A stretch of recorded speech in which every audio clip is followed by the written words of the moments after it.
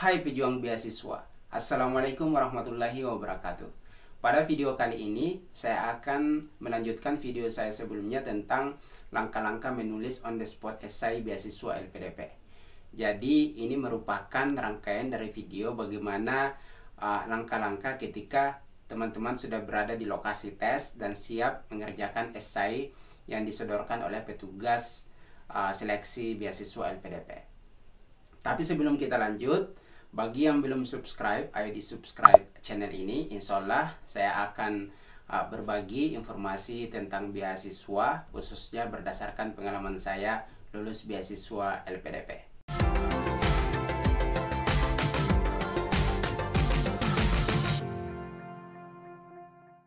Nah, pada video saya sebelumnya, ketika teman-teman sudah berada pada tahap menulis on the spot esai beasiswa LPDP, teman-teman akan diberikan soal oleh petugas dan teman-teman harus mengerjakannya. Tapi sebelum Anda mengerjakannya, teman-teman harus memahami soalnya dulu, memahami fakta background yang diberikan dan soal apa yang diminta kepada teman-teman untuk tuliskan atau kerjakan. Jadi harus dipahami betul-betul dan harus terjawab apa yang diminta. Biasanya apa yang diminta oleh soal esai itu adalah apakah kita setuju atau tidak setuju, apa manfaat dan kerugian dari topik yang diberikan, atau berikan pendapat dari satu sisi dan sisi yang lain dari topik yang berkaitan dengan pro dan kontra. Atau mungkin teman-teman diminta untuk memaparkan masalah dan solusi dari fakta yang diberikan. Jadi itulah pentingnya kita harus selalu memahami fakta dan soalnya. Dengan memahami soal, kita tidak akan melenceng dari apa yang seharusnya kita tulis. Misalnya ketika soal meminta kita untuk menulis masalah dan solusi, maka yang kita tulis adalah masalah dan solusi dari background yang diberikan. Atau mungkin setuju atau tidak setuju, maka yang kita tulis kita setuju atau tidak setuju. Atau yang lain, misalnya ada background fakta yang diberikan, terus kita diminta untuk menguraikan pendapat kita, atau mungkin pendapat yang pro dan kontra. Kita harus tulis semua itu. Selain itu, dengan memahami soal, kita akan menjawab soal itu dengan sepenuhnya. Karena kadang ada peserta yang menjawab tidak full apa yang diminta. Misalnya yang diminta adalah masalah dan solusi, dan peserta hanya memaparkan masalah tanpa solusi. Atau misalnya diminta menjelaskan, memberikan pemaparan tentang pihak yang pro dan kontra. Yang dipaparkan yang pro saja atau yang kontra saja. Jadi harus dijawab secara full. Untuk memahami soal tersebut, kita bisa melakukan strategi dengan menggarisbawahi kata kunci yang ada pada soal tersebut. Tentunya kalau soal yang kita dapatkan itu diberikan dalam bentuk kertas dan bisa dicoret. Kalau misalnya ada kebijakan, suatu saat ada kebijakan soalnya ada di komputer, maka tentunya kita tidak bisa coret-coret screen komputer. Kita harus ingat, atau kalau bisa kita catat kata kuncinya di kertas, kalau itu diperbolehkan. Kalau kita sudah memahami soal, apakah kita sudah mulai menulis esai? Jawabannya belum. Anda harus melalui proses yang namanya brainstorming dan perencanaan. Brainstorming itu untuk mendapatkan ide apa yang akan Anda tulis, dan kemudian Anda rencanakan bahwa saya akan menulis ini di paragraf 1, misalnya paragraf 2 dan paragraf 3. Jadi di tahap ini Anda sudah punya bayangan berapa paragraf yang akan saya buat. Atau paragraf pertama saya akan menulis tentang apa. Di sini juga akan didapatkan bagaimana teman-teman mengorganisir esai teman-teman. Misalnya diminta untuk menuliskan masalah dan solusi, maka sudah ada perencanaan bahwa paragraf 1 dan kedua saya akan membahas tentang masalah, sedangkan paragraf ketiga saya akan membahas tentang solusi. Jadi itulah gunanya brainstorming dan perencanaan. Dibandingkan dengan langsung menulis, bisa jadi esai kita tidak terorganisir dengan baik. Untuk lebih jelasnya tentang apa yang saya maksud ini, mari kita perhatikan contoh berikut ini yang saya dapatkan dari salah satu blog yang katanya didapatkan oleh salah seorang peserta on the spot essay writing beasiswa LPDP. Indonesia adalah negara maritim yang sebagian besar wilayahnya adalah laut. Hal ini menjadi potensi yang sangat besar bagi Indonesia jika mampu dikelola dengan baik. Menurut pendapat Anda, cara apa saja yang dapat digunakan untuk memaksimalkan potensi laut Indonesia tersebut? Berdasarkan apa yang saya sampaikan pada video part 1, kita lihat pertanyaan ini. Topiknya adalah potensi wilayah laut. Kita harus paham betul topik ini supaya konten kita berkaitan dengan potensi wilayah laut. Nah, pertanyaannya pun kita harus pahami, yaitu apa saja cara yang dapat digunakan untuk memaksimalkan potensi laut. Nah, dari pertanyaan kita ini, kita buat fokus pertanyaannya. Fokus pertanyaannya adalah cara apa? Ingat, cara apa? Dengan mengetahui fokus pertanyaan tadi, maka kita bisa melakukan brainstorming. Perhatikan fokusnya adalah cara apa.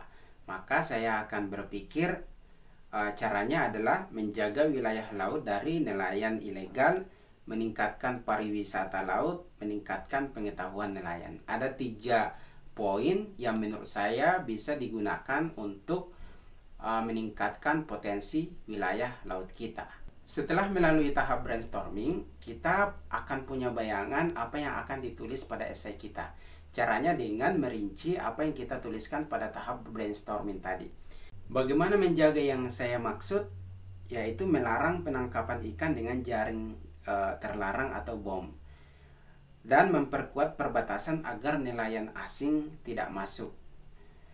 Nah, poin yang kedua pada brainstorming tadi, meningkatkan pariwisata laut. Nah, saya rinci lagi, wisata bawah laut, ada terumbu karang, snorkeling, kuliner laut, pasir putih, pulau, dan sebagainya. Dan meningkatkan promosi, kemudian mempermudah turis, caranya diskon pesawat, diskon hotel, dan sebagainya.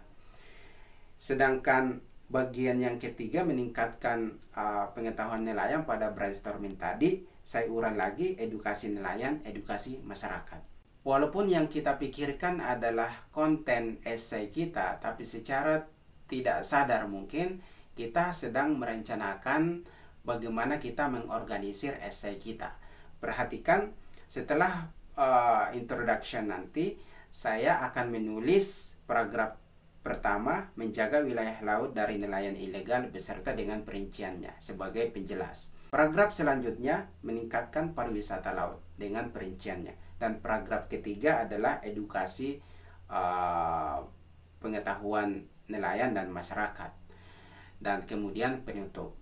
Sekarang kita lihat contoh yang kedua, yang saya juga sudah paparkan di video part 1.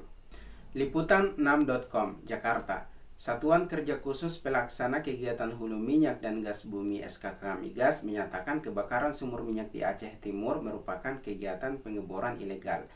Kepala Divisi Program dan Komunikasi SKK Migas Wisnu Prabawataher mengatakan sumur minyak tersebut merupakan bagian dari wilayah kerja migas yang dikelola Pertamina EP Aset 1 bersama dengan badan usaha milik daerah. Menurut Wisnu, meski wilayah kerja Pertamina EP, sumur yang terbakar tersebut dibor secara ilegal oleh masyarakat.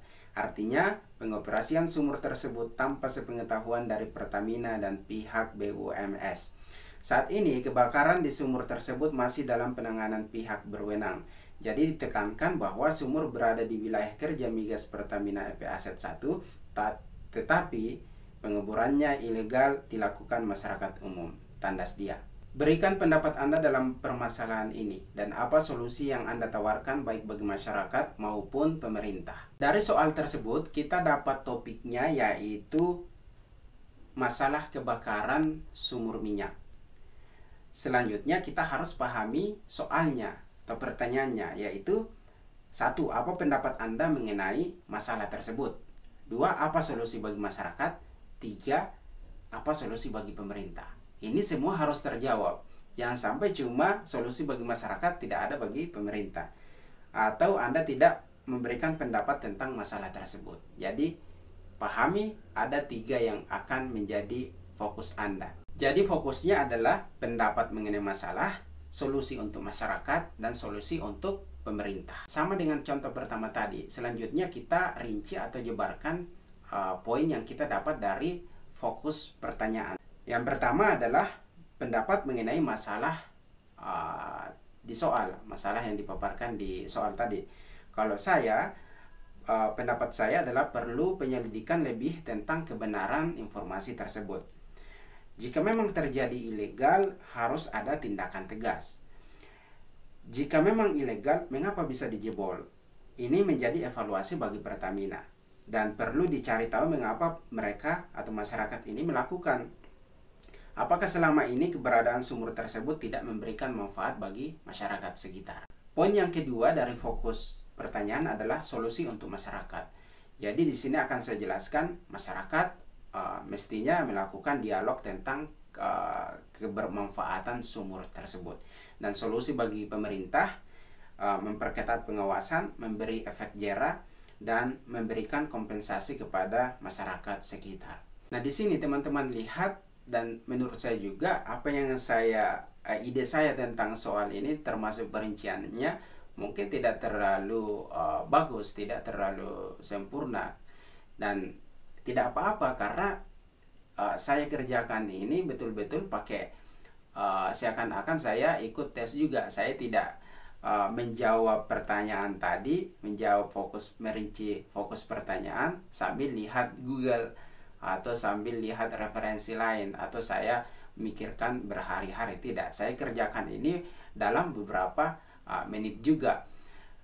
Jadi bagi saya adalah tidak terlalu penting bagaimana kita menulis esai kita seakan-akan kita ahli di bidang itu. Bukan itu persoalan utamanya.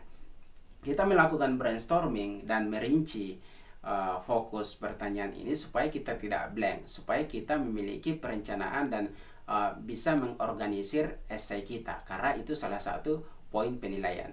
Di contoh yang kedua ini saya sudah punya bayangan bahwa setelah introduction, paragraf yang akan saya tulis adalah pendapat mengenai fakta dan atau persoalan permasalahan yang diuraikan di soal.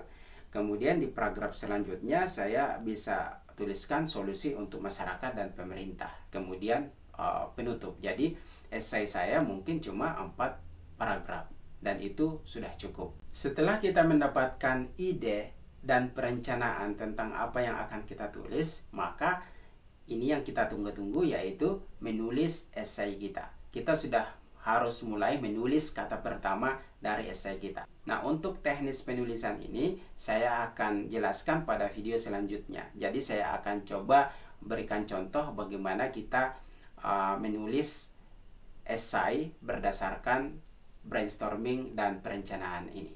Jadi silakan nonton video selanjutnya. Mudah-mudahan itu berguna bagi teman-teman yang sedang belajar esai sebagai referensi tambahan, atau mungkin juga bagi teman-teman yang akan lolos nantinya pada on the spot essay writing beasiswa, khususnya beasiswa LPDP. Sekian dari saya, tetap semangat, jangan menyerah, dan saya yakin Anda bisa. Assalamualaikum warahmatullahi wabarakatuh.